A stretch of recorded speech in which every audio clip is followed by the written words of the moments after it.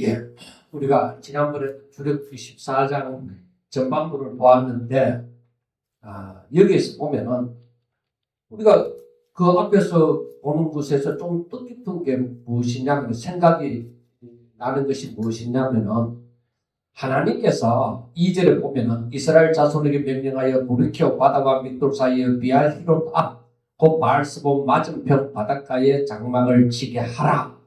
그 장막을 친 장소가 장막을 친 이 장소가 하나님께서 정하여 준 곳이고, 하나님께서 정하여 준 곳이고, 그런데 이곳은 알고 보니까 지금 뒤에는 애국 군대가 쫓아오고, 그런데 앞에는 홍해가 가로막혀 있습니다. 근데 내가 힘이 있을 때는 아무 문제가 없는데, 내가 힘이 없고 보니까 사실 뒤에 애국 군대가 나를 잡으려고, 나를 죽이려고 온단 말이야. 그런데 앞에는 홍해가 가로막혀 있습니다. 그러면 인간적으로 할 수 있는 힘이 뭐가 있어요? 아무것도 없어요. 죽어. 여기서 생각하는 게, 사람들이, 여기서 이 백성들이 모세를 원망하고 하는 이유가 무엇이냐? 죽었구나 하는 것이 이 전체적인 생각이, 죽었구나. 그런데 우리 성도 하나님을 믿는 사람들은 알아야 되는 것이 무엇이 있느냐면, 내가 약한 가운데, 내가 약해지니까 여기에서 강함이, 내가 죽었구나 하는데 이제 뭐가 나오느냐? 하나님의 능력이 나옵니다. 이제 끝났다. 그런데 이 사람들은 누구예요? 하나님의 백성들이고, 하나님의 말씀을 쫓아서 가고 있는, 명령을 쫓아서 가고 있는 사람들. 그런데 이들이 애굽에서 구원을 받았을 때도 어떻게 받았어요? 저들이 잘나서 받았어요? 아니, 달지. 저들은 뭐야? 하나님 앞에, 하나님의 말씀에 대해서 순종함을. 그래, 그 순종이 뭡니까? 어린 양을 잡아먹고, 그 피는 무술주와 인방에 발라. 그거 순종했어요. 그 말씀 하나 순종했는데, 이들이 구원을 받아. 애국의 장자들은 석축이고 사람이고 간에 다 죽어버렸는데, 이스라엘에는 하나도, 강아지 한 마리도 그렇게 죽은 것이 없다는 거예요. 그러니까 이들이 잘났어가 아니라, 바로 저들이 이때에 하나님의 말씀을 따라 순종함으로 말미암아 저들에게 구원이 주어진 거죠. 그러면은 이 구원이 주어지고 나서 하나님께서는 이제는 어떻게 모세에게 미리 말씀하여 주셨던 대로 이들을 이끌고, 백성들을 이끌고 이제는 가나안으로 가라 이거죠. 가나안으로 가라. 모세에게. 하나님께서 처음에 모세에게 명령을 줄 때는 이 백성들을 내가 아브라함과 약속한 대로 이제는 가나안 땅으로 인도하여 드리리라는 것입니다. 그러니까 우리가 출애굽기를 보면서도 계속 느껴야 되는 것이 무엇이냐?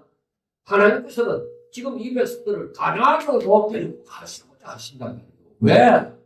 하나님은 하나님의 약속을, 그 언약을 지키기 위해서 하나님이 이거 일하시는 거예요. 하나님의 약속은 하나님이 일하신단 말이에요. 그러면은 우리가 생각할 때에 하나님이 일하시는데, 하나님께서 이 가나안 땅으로 인도하여 드리겠어요, 안 드리겠어요? 분명히 인도하여 드립니다. 하나님의 일을 하는데, 전지전능하신 하나님이 하시는데 분명히 인도하여 드리는데, 여기에 중요하게 개입되는 것이 누구를 인도하여 드리는? 백성들. 이 백성들을 이끌고 가나안에 인도하여 드리는데, 그러면 백성들이 뭐예요? 죽었구나. 이렇게 되어야만 일이 되는 거예요. 하나님의 역사가 이 백성들이 이제 살았다 할 때는 하나님이 일이 안 돼요. 자, 여기에서 저들이 죽었다. 저들이 내가 이제 할 수 있다.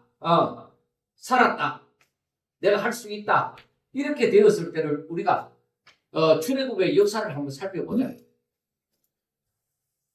저들이 출애굽할 때도 뭐요? 저들은 할 수 있는 게 없어가 하나님 앞에 부르짖어. 그런데 지금 여기에서 하나님께서는 저 블레셋 땅으로 가면은 빠른 길이라도 이들이 전쟁을 하고 하다 보면은 힘이 없으니까 여기로 다시 돌아가자. 우리 이 길 못 갔다. 이렇게 될까봐 둘러서 지금 가는 거예요. 둘러서 가는데 그러면 하나님께서 이 백성들을 사랑하시면은 왜 여기에 이 장소를 정하여 주었느냐는 거예요. 의문스럽잖아. 하나님께서 이 블레셋 땅으로 이 백성들이 가면은 저들이 놀라서 그 땅을 진행해서 갈 수 없을까봐 하나님께서는 좀 둘러가지만은 이 백성들에게 별 문제가 없는 장소라고 생각하는 이 땅으로 인도하여 들이셨는데, 그런데 왜 이 장소로 인도하여 들이셨냐는 거예요. 왜 뒤에는 애국 군대가 쫓아오고 앞에는 홍해가 가로막혀있는 이 장소를 왜 인도하여 들었겠느냐. 여러분, 출애굽기 14장에서도 보면서 우리가 꼭 알아야 되는 것은 하나님께서는 사람들에게 하나님이 여호와가 즉 하나님이 하나님 되심을 알게 하고자 하는 그 끝까지 뭐예요? 우리가 사도행전을 보지만 끝까지 성령 받은 제자들에게 전하라고 하는 게 뭐예요? 예수 그리스도라고. 예수님의 정리로 살도록 하는 거예요. 그러니까 뭐냐면 하나님을 알게 하시는, 사람들로 하여금 하나님이 누구신지를 알게 하시는 거예요. 그래서 우리가 성경을 보면서 깨달아야 되는 것이 요한복음 17장 3절이가 2절 거기에 보면 나오는 것처럼 역생은 그 유일하신 참 하나님, 여러 신들 가운데 하나 유일하신 참 하나님과 그의 보내신 자 예수 그리스도를 아는 것이다. 그렇게. 그래서 우리가 성경은 생명의 책입니다. 그런데 성경을 오늘도 보다 보면은 애굽 사람들에게, 이스라엘 백성들은 물론이요, 애굽 사람들에게 뭐예요? 여호와가 하나님의 되심을 저들이 이제 알 것이다. 이런 일이 일어나면 알 것이다. 그거예요. 그래서 우리가 신앙생활을 하면서 자꾸만 알아야 되는 것이 무엇이냐면은 하나님이 누구신지, 예수님이 누구신지, 성령님이 무슨 일을 하시는지, 하나님을 삼위일체 되신 하나님을 알아가는 거예요. 그게 신앙이 잘하는 거예요. 그래야 성경을 보면서 이 성경이 말하는 바가 무엇이라는 것을 알게 되어져요. 그런 막다른 길로 하나님이 인도하여 주시는 무엇이냐? 하나님께서 이끌어내시고자 하는 것은 죽었구나 하는 것을 이끌어내시고자 하는 거예요. 죽었다. 왜?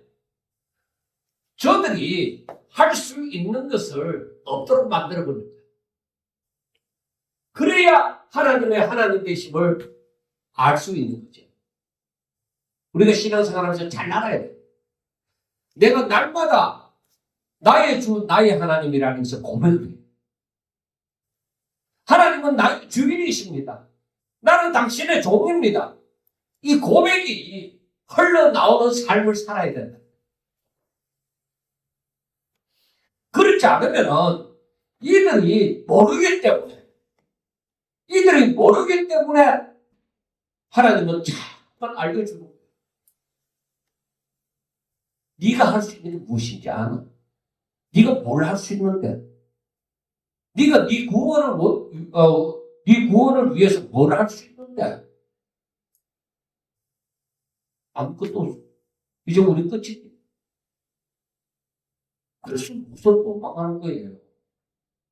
그래서 우리가 그 뒤편에 보면은 모세가 뭐라고 하느냐? 애굽에 매장지가 없어서 당신이 우리를 이끌어내어서 이 광야에서 죽게 하느냐? 어찌하여 우리를 애굽에서 이끌어내 우리에게 이같이 하느냐? 우리가 애굽에서 당신에게 이런 말이 이것이 아니냐? 이러기를 우리를 내버려두라. 우리가 애굽 사람을 섬길 것이라 하지 아니하더냐? 애굽 사람을 섬기는 것이 광야에서 죽는 것보다 낫겠다.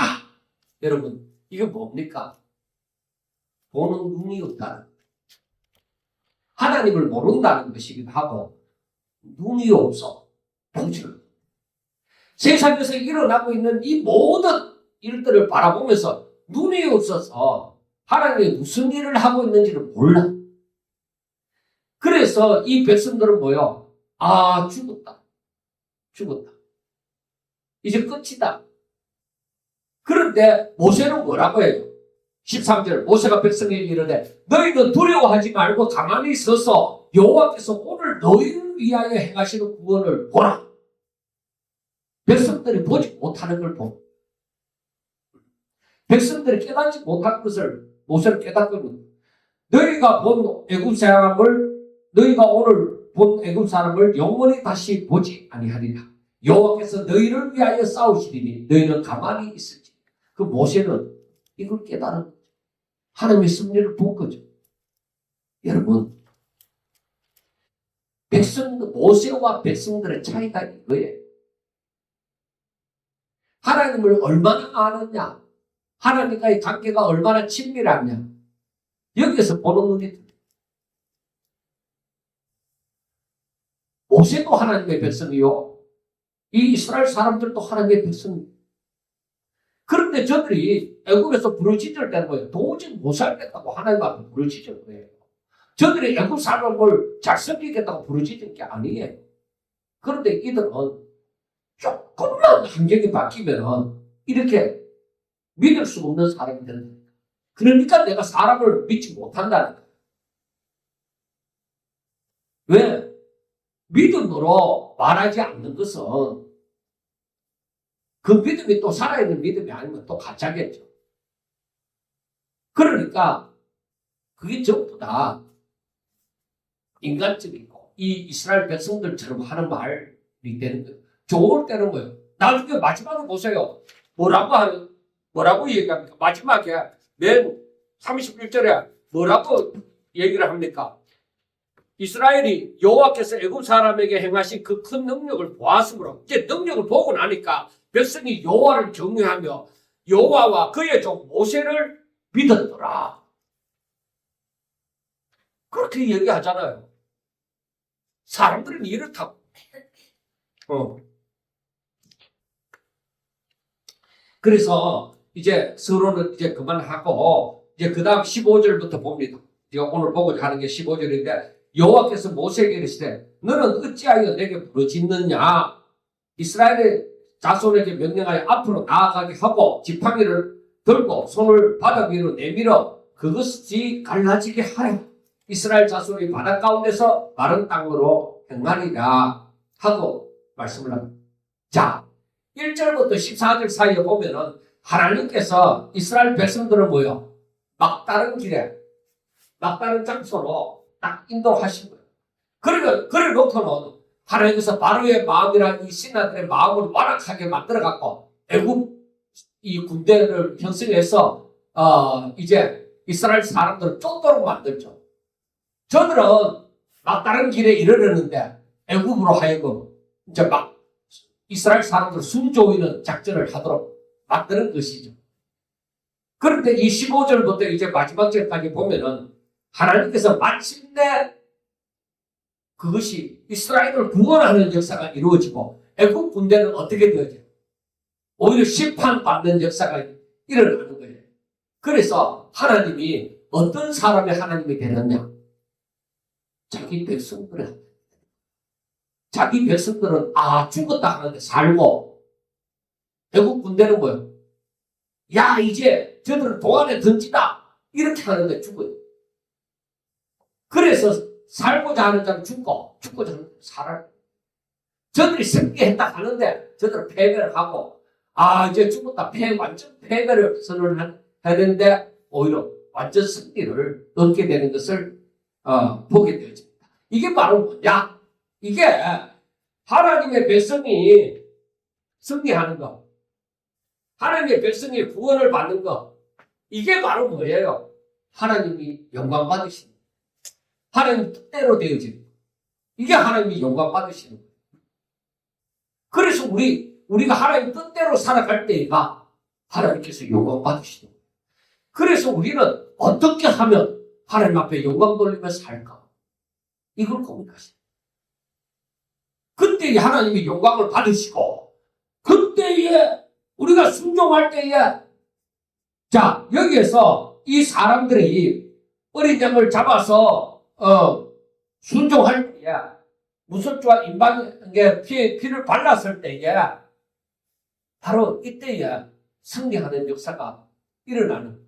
그래서 우리가 오늘날, 나는 할 수 없지만 하나님은 할 수 있다. 그래서 어떤 무엇이든지 무엇을 하든지 내가 믿음으로 하나님의 말씀을 따라 순종해 갈 때에 하나님의 영광을 보는 거예요.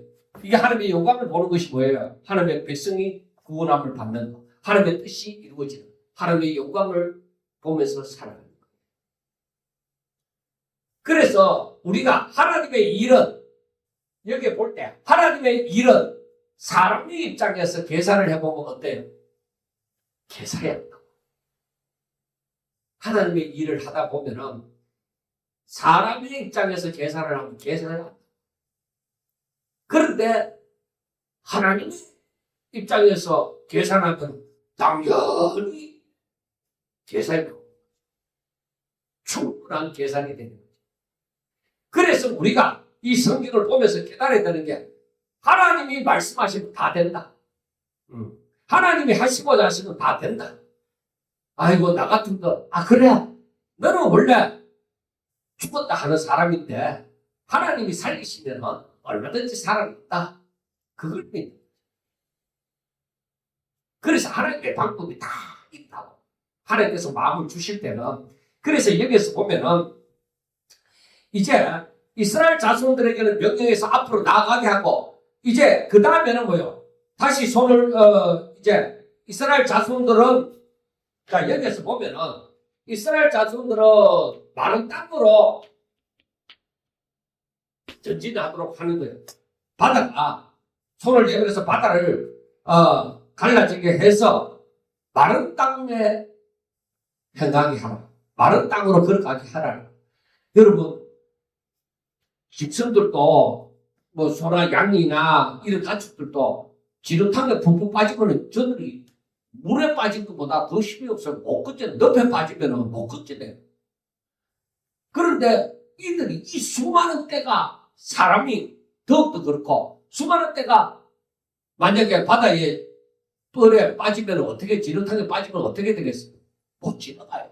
밤새도록 지나가도 못 지나가요. 그런데 여기에서 하나님이 뭐라고 얘기하시느냐? 모세는 바다를 갈라지게 해서 마른 땅을 지나게 하는 거예요. 이거 분명히 기억하셔야 돼요. 여러분들 생각했었는지 모르지만, 그리고 17절 봐요. 내가 애굽 사람들의 마음을 완악하게 할 것인저, 앞에도 계속 얘기했죠. 바로의 마음을 완악하게 한다. 그래서 이걸 완악하게 한다는 것은 지 정욕대로, 지 욕심대로, 지 생각대로, 지 판단대로 행하는 거예요. 그대로 버려두는 거예요. 그렇게 해서 그들의 뒤를 따라 들어갈 것이다. 왜? 저들은 이제 도간에 던지니까, 이스라엘 사람들이 건너가니까 우리도 건너갈 수 있지 않느냐? 저들의 생각과 판단이죠. 그래서 그렇게 따라가는 거예요. 그래서 그 다음 말씀이, 내가 바로와 그의 모든 군대와 그 병거와 마병으로 말미암아 영광을 얻으리니 하고 말씀을 합니다. 그러니까 이 애굽의 그 군대와 애굽 사람들을 말미암아 영광을 얻는다. 그래서 18절에는 내가 바로와 그의 병거와 마병으로 말미암아 영광을 얻을 때에야 하나님이, 애굽 사람들이 하나님이 여호와신 줄 알 것이다. 그러니까 중요한 것은 뭐예요? 이 사람들이 하나님의 여호와 되심을 아는 것. 그래서 우리가 신앙생활하면서 하나님이 하나님 되심, 하나님이 전능하신 자이신 줄, 하나님이 영광을 받기를 원하시는 자이시죠. 하나님은 하나님이 약속하시고 그것을 그대로 성취하시는 자이시죠.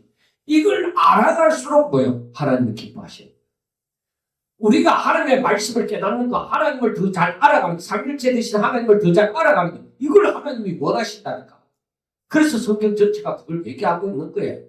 자, 19절. 이스라엘 지인 앞에 가던 하나님의 사자가 그들의 뒤로 옮겨가면 구름 기둥도 뭐예요? 앞에서 뒤로 옮겼습니다.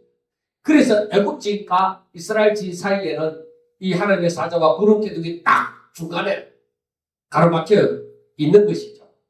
그래서 애굽 지인과 이스라엘 지인 사이에 이르렀으니 애굽 사람들 쪽에는 구름과 흑암이 있고 이제 이스라엘 사람들 쪽에는 불기둥이 그래 밝아서 밤이 밝게 되어지고 밤새도록 저 사람들은 절대로 이 흑암 가운데서 이스라엘 진영으로 오지 못하도록 막았습니다. 그러니까 이 일을 누가 해요? 이스라엘 사람들이 해요? 아니. 모세가 해요? 아니. 하나님이 하십니다. 하나님이 명령할 때는 분명한 이유가 있다. 만약에 모세가 하나님 어떻게 손을 내민다고 저 홍해가 갈라지겠습니까? 어떻게 저 바다가 마른 땅이 되겠습니까?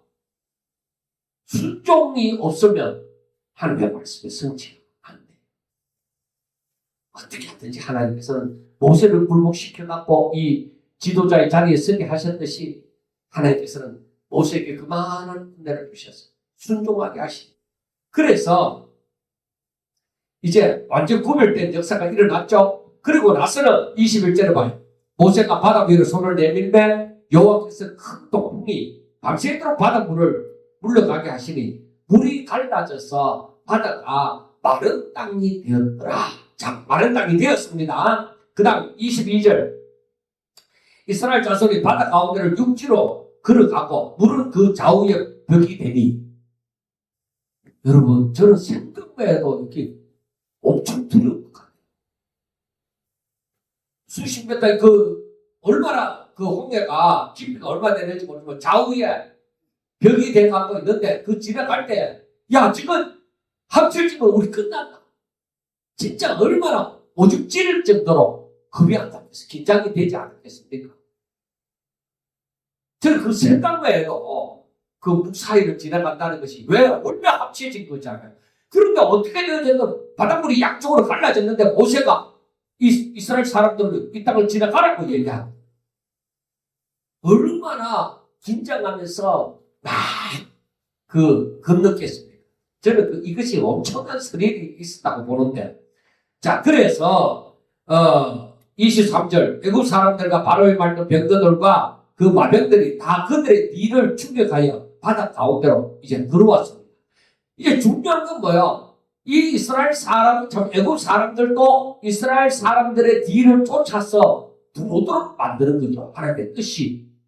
그래서 순장대로 만드는 거죠. 손 안 대고 코 푸는 것처럼 완전히 저들이 그냥 따라 들어오도록 만드는 거예요. 자, 들어왔는데 24절 새벽에 여호와께서 불과 구름 기둥 가운데서 애굽 군대를 보시고 애굽 군대를 어지럽게 하시며 그들의 병거 바퀴를 벗겨서 달리기가 어렵게 하시니 애굽 사람들이 이르되 이스라엘 앞에서 우리가 도망하자. 여호와께서 그들을 위하여 싸워 애굽 사람을 치는도다 하고 얘기를 하는 이 24절의 말씀이 불과 기둥 끄는 가운데서 애굽 군대를 보시고 애굽 군대를 어지럽게 하고 병거 바퀴가 벗겨져서 달리도록 했다는 거예요. 그러니까 이 말은 무슨 말이냐면 이스라엘 사람들이 건널 때와는 환경이 달라졌다는 것이죠. 물은 좌우에 벽이 썼는데 이게 마른 땅이 같으면 병거가 잘 달리잖아.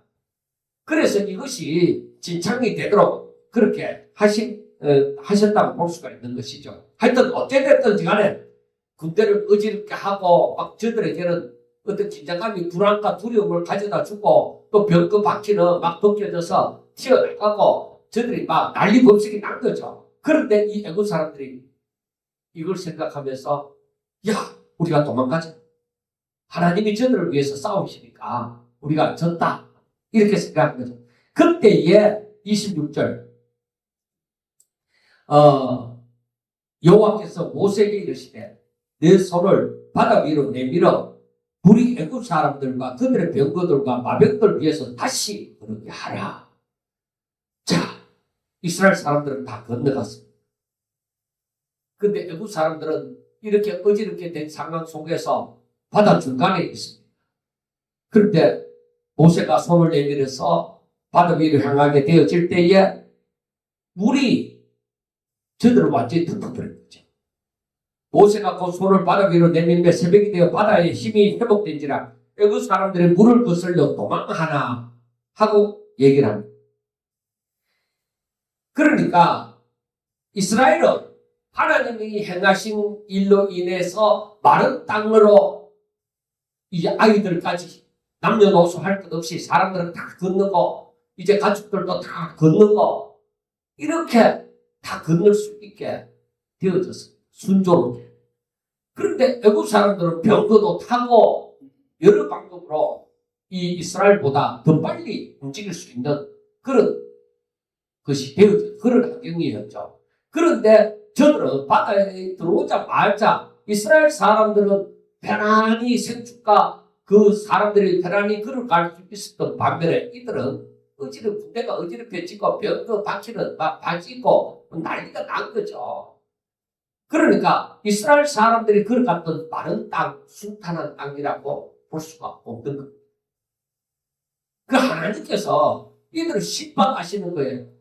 그래서 다시금 이스라엘 사람들이 다 건너고 난 다음에 모세가 손을 내밀 때 좌우에 있던 벽의 물들이 점점 합쳐져서 차오르기 시작합니다.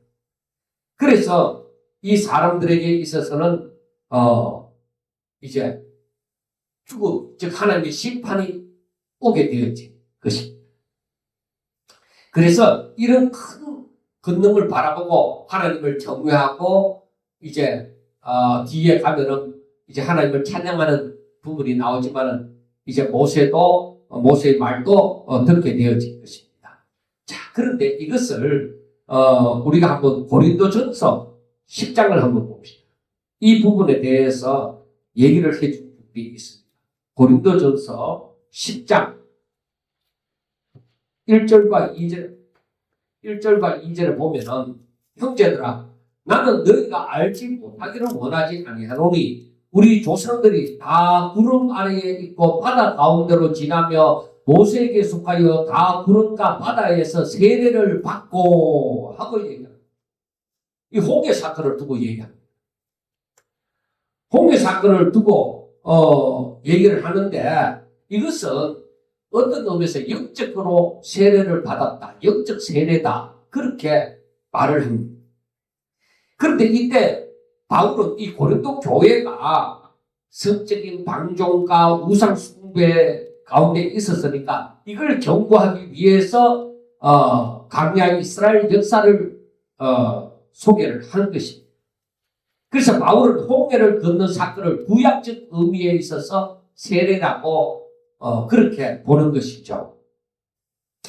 그래서 이들은 모세에게 속하여 이제 세례를 받았다. 이렇게 보면은 여기에서 구름과 바다는 이 바다를 지난다고 하는 것은 또 여러 가지 의미를 좀 얘기하는데 이 세례라는 자체가 예수님과 함께 죽고 예수님과 함께 살아나는 것, 예수님께 속하여서 일어나는 사건입니다. 그래서 이스라엘에게 있어서 홍해는 옛자, 즉 애굽의 종로로 타던 그 신분 그것을 다 벗어버리고 다 씻어버리고 이제는 그것을 수장하고 장사 지내는 무덤이 되어졌고 바다 위에서 올라올 때는 이제는 전혀 새로운 피조물인 즉 자유인으로서 종의 신분이 아니라 자유자의 신분으로서 부활했다. 그렇게 볼 수가 있는 것입니다. 그리고 구름 아래에 있었다고 하는 것은 구름 기둥은 광야에서 백성을 인도하시고 보호하신 하나님의 현현인데 바울은 이것을 성령에 내주하실까 구름 아래에 있었다는 것을 그 통치 아래에 있었다. 그렇게 비유하여 연결해서 보는 것입니다. 그 다음에 우리가 히브리서 11장 29절을 봐요. 히브리서 11장 29절. 이것도 또한 이 홍해 사건을 두고 얘기를 합니다. 히브리서 11장 29절을 보면 믿음으로 그들은 홍해를 육지같이 건넜으나 애국 사람들은 이것을 시험하다가 빠져 죽었다. 그렇게 11장 29절에 얘기를 하는 것입니다. 즉 이것은 출애굽기 14장에 있어서 하나님은 모세를 통하여 너희는 가만히 있어 여호와의 구원을 보라고 하셨고 밤새 동풍을 불어서 바다를 갈라놓았습니다. 이것은 100% 하나님의 주권적인 은혜입니다. 그러나 히브리서는 이스라엘 백성들이 그 갈라진 바다벽 사이로 발을 내디딘 행위를 믿음이라고 평가를 했습니다. 그래 아까 제가 표현을 했잖아요. 야, 좌우에 벽이 있는데 수십 메터 벽일 텐데 그 가운데를 지나간다는 게 얼마나 그 좌우의 벽이 얼마나 높아요. 그럴 때 그 가운데 서 있는 자신을 볼 때 자그마한 존재로밖에 생각이 안 된단 말이에요. 저 물이 한번 탁 덮쳤다 하면 나는 그냥 끝장나는데 그때 저들이 모세의 명을 따라서 그 바다 가운데로 지나. 그래 이것을 믿음의 행위로 보는 것이죠. 그리고 이것은 하나님의 약속을 전적으로 믿는 그러한 즉 신뢰하는 자들만이 이걸 할 수 있는 거예요. 우리가 순종에는 하나님께서 말씀하시는 순종에는 다 마찬가지예요. 말도 안 되는 거는 무술주와 임박에 피를 바른다고 뭐 그 놀라운 일이 일어나느냐. 그렇게 생각하면 역사가 안 일어납니다. 순종은 내 생각, 내 판단이 없어요. 하나님을 믿음으로, 하나님을 신뢰함으로 그냥 그게 맞든 안 맞든 하나님의 말씀이기 때문에 순종하는 거. 그게 믿음이에요. 그러니까 내 손에 잡히는 거 없고 내 눈에 보이는 거 없어도 하나님의 말씀이잖아. 그게 바로 믿음이에요. 그리고 애국 사람들은 어떻게 되어 있어요? 이스라엘은 하나님을 믿음으로 신뢰함으로 그 말씀을 따라서 믿음으로 건넜습니다. 그런데 애국 사람들은 어때요? 저 사람들이 했으니까 우리도 되겠지. 이렇게 시험하다가 수장이 되어졌다는 것입니다. 그러니까 애국 군대는 하나님이 없습니다. 하나님을 향한 그 신뢰도 없습니다. 단지 이스라엘 사람들이 가니까 자신들은 얼마든지 쫓아가서 이스라엘 사람들을 잡아 죽일 수 있다. 이런 생각으로 한 것이죠. 단순하게 인간적인 계산과 판단으로 그렇게 한 겁니다. 그럼 우리가 내 믿음이 없이 다른 사람이 하니까 하는 그 믿음이라고 볼 수 없습니다. 다른 사람이 하니까 하는 그게 아니라 하나님의 말씀이니까 또 하나님께서 말씀하셔서 이렇게 명하였으니까 내가 하는 것 그게 바로 순종이고 믿음인 것입니다. 그래서 우리가 똑같이 홍해라는 것을 두고 생각해 볼 때 홍해가 하나님의 백성들에게는 생명의 길이 되어졌지만 구원의 길이 되어졌지만 불신앙인 그 애국 사람들에게 있어서는 심판의 함정이 되어졌다. 그렇게 보는 거예요. 그리고 십자가의 도가 이 구원받은 사람들에게는 뭐야? 바로 생명이 되어지지만은 불신앙의 사람들에게는 십자가가 뭐야? 그 죄는 저들을 멸망케 하는 거예요. 자, 우리가 이 말씀을 가만히 보면서 느끼는 것이 무엇이냐? 하나님은 우리 인간의 생각과 방법 가운데서 하나님이 역사하시는 겁니다. 인간의 생각을 뛰어넘어서 하나님께서는 이 앞으로 이루어질 모든 일을 예표하는 일을 보여주실 거예요. 그래서 바울이 이 하나님과 친밀한 관계 속에서 말씀을 깨달아가다 보니까 이게 그때에 모세에게 속하여서 이스라엘 백성들이 이 홍해를 모세에게 속하여서 이 홍해를 건너고 구원받은 것처럼 오늘날에는 예수께 속하여서 이렇게 구원을 받게 되어지는구나. 이렇게 비유를 하고 깨닫게 되어진 것이라는 것을 볼 수가 있습니다. 그래서 세례를 받는다 하면 그게 예수님과 함께 죽고 함께 다시 살아나는 거 바로 그겁니다. 자, 그 다음에 여호와께서 일곱 사람들을 바다 가운데 엎으시니 물이 다시 흘러 병거들과 기병들을 덮되 그들의 뒤를 따라 바다에 들어간 바로의 군대를 다 덮더니 하나도 남지 아니하니. 자, 이것도 무서운 말씀이에요. 믿음이 없이는 절대로 구원받지 못한다. 우리가 그걸 확실하게 알아가는 거예요. 그러나 이스라엘 자손은 바다 가운데 육지로 행하였고 물이 좌우에 벽이 되었더라. 하나님께서 이렇게 이스라엘 사람들은 무슨 힘이 있습니까? 무슨 물을 막을 수 있는 뭐 어떤 특별한 방법이 있습니까? 아무것도 없어요. 하나님이 하신 거예요. 하나님이 명하신 길을 따라서 하나님의 명령을 따라서 순종하며 갈 때에 그건 하나님의 일이니까 하나님이 하시는 거예요. 여러분, 우리가 주인이 되면 우리의 일이에요. 그런데 하나님의 주인이 되면 하나님의 일이에요. 종은 뭐예요? 단순히 주인의 명령에 따라서 순종하는 거예요. 내 인생에 누가 주인이냐? 그래서 이 세상에 일어나는 일들을 가만히 보면 우리 머리로서는 도저히 이해가 되지 않는 일들이 참 많아요. 그래서 어느 정도의 믿음을 갖추고 살아가다 보면은 이제는 세상적으로 계산하지 않고 하나님 앞에 맡기는 것이죠. 누구를 원망하거나 불평할 일도 없어요. 오히려 용서하고 사랑을 베풀고 오히려 하나님의 명령에 따라서 순종하며 나아갈 때에 하나님의 영광을 보면서 살아가는 거죠. 날마다 하나님께서 이루시는 그 구원을 보면서 가는 것이죠. 여러분, 중요한 게 어떤 부귀영화가 아닙니다. 어떤 명예나 권력이 아닙니다. 그런 거 아니에요.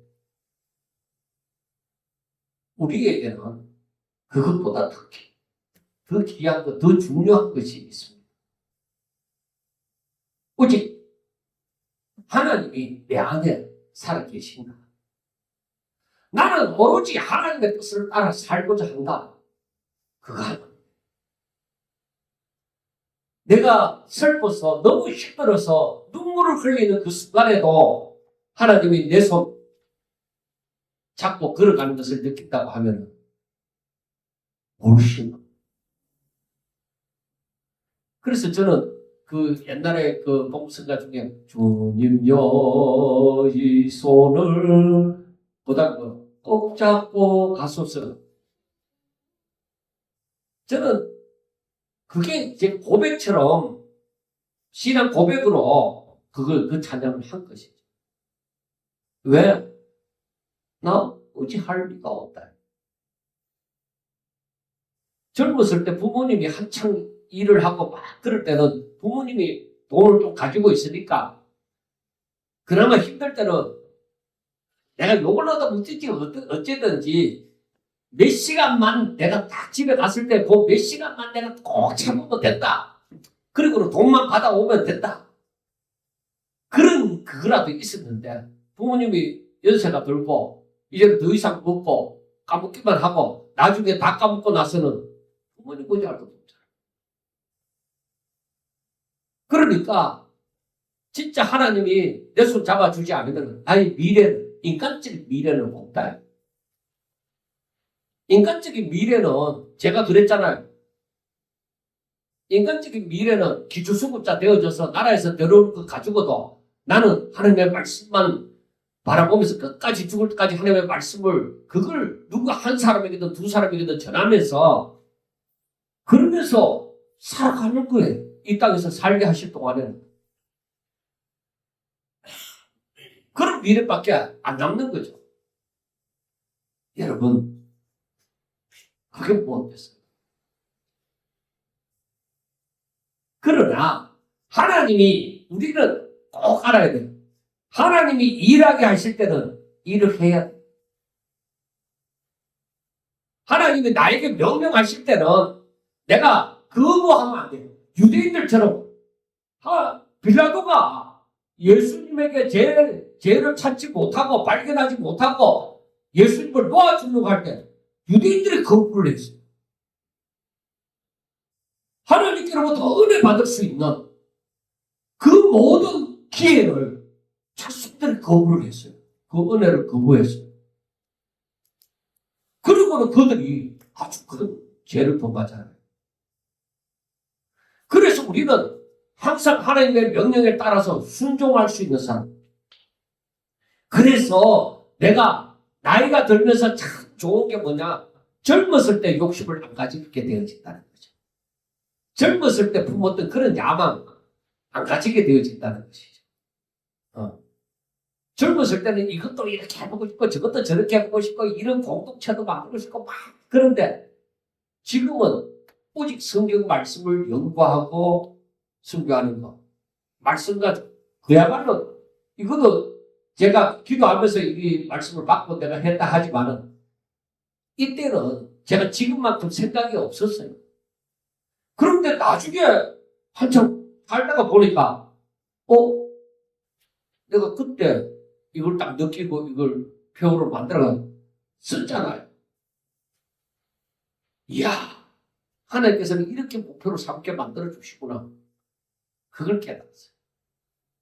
그래서 우리는 사람을 보면요, 다 냄새나고 연약한 거 보이고요, 허물이 있고 다 그래요.